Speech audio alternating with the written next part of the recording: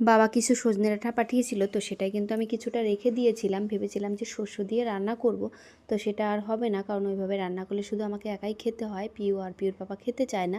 তো ডাল দিয়ে রান্না করলে কিন্তু মানে পিউ দুটো একটা খায় আর ওর পাপাও খায়, ওই জন্য ভাবলাম যে ডাল দিয়েই রান্না করি। তো ডালের সঙ্গে কিন্তু কিছুটা কুয়াশও দিব, কুয়াশ আর সজনে ডাঁটা দিয়েই ডালটা বানাবো পাঁচফোড়ন ফোড়ন দিয়ে।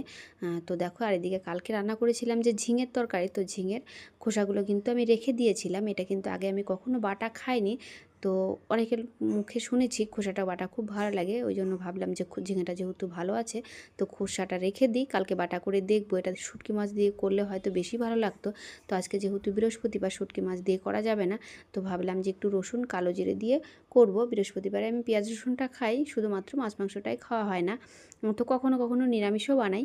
তো দেখো আজকে আলু ভাজা বানাবো সঙ্গে, কারণ আজকে তো নিরামিষ, ওই জন্য আমার পিউ কিন্তু মানে খাবে না শুধু ডাল দিয়ে, ওই জন্য ভাবলাম যে এটা আলু ভাজাটা করে দিই আর কি।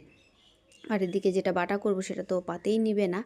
তো দেখো সকাল সকাল উঠে আমি এই সবজিগুলো কেটে নিয়েছি, আর এদিকে কিন্তু উনানে আমি ভাত বসিয়েছি।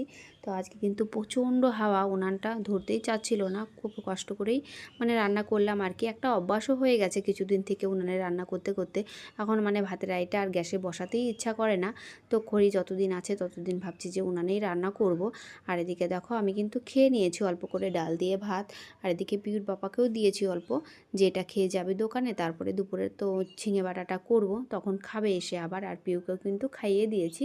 আর দেখো দুই পাশে আজকে বেনি করে দিয়েছি, তো কিন্তু একদম রেডি, ওর কিন্তু আজকে ফার্স্ট মানে পরীক্ষা দিতে যাবে।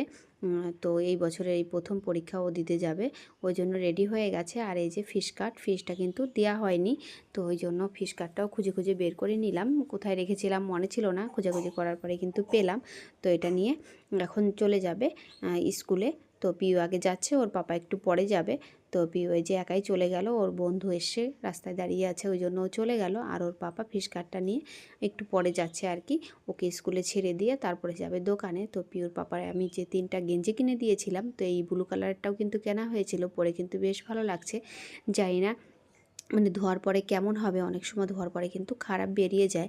আর কি বলবো পার্সেলওয়ালার কথা, পার্সেলওয়ালার তো কোনো দোষই নেই আসলে, মানে দোকানদারেরই দোষ।